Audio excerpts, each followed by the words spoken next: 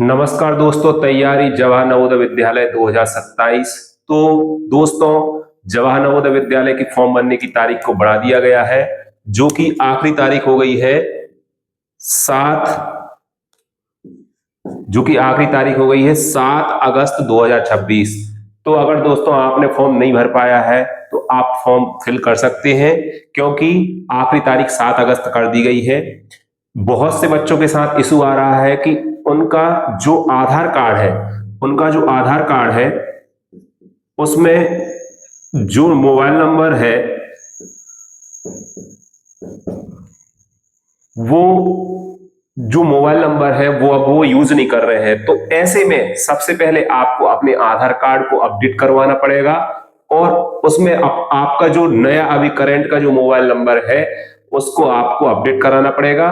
तभी आप अपना जो जवाहर नवोदय विद्यालय का फॉर्म है उसको फिल कर सकते हैं, क्योंकि जो जवाहर नवोदय विद्यालय का जो रजिस्ट्रेशन है वो सबसे पहले आधार कार्ड से ही शुरू होता है ना।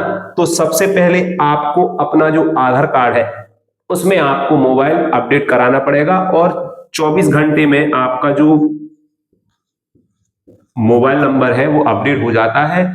और इसके बाद आपका जो आधार कार्ड है, जो जिस मोबाइल से आपका आधार कार्ड जुड़ा होता है उस पर ओटीपी आती है, और ओटीपी के बाद जैसे ही हम ओटीपी को सबमिट करते हैं तो आपका जो नवोदय रजिस्ट्रेशन फॉर्म है वो खुल जाता है। उसमें आपको अपने पेरेंट्स का नेम, आपका नेम, आपकी डेट ऑफ बर्थ, आपकी कैटेगरी और आपका एड्रेस, ये सारी डिटेल आपको फिल करनी पड़ती हैं। और इसके बाद आपको नीचे आपकी जो प्रीवियस क्लास है, 3rd 4th 5th, इनको आपको सिलेक्ट करना पड़ता है। आप रूरल या अर्बन, आप ग्रामीण इलाके से फॉर्म भर रहे हैं या शहरी इलाके से फॉर्म भर रहे हैं, ये सब आपको सिलेक्ट करना पड़ता है। फिर आपको आपकी एक फोटो अपलोड करनी पड़ती है, और उसमें आपको अपने सिग्नेचर को फिल करना पड़ता है। आपके सिग्नेचर होंगे और वहां पर आपको अपने पेरेंट्स के सिग्नेचर को भी अपलोड करना पड़ता है।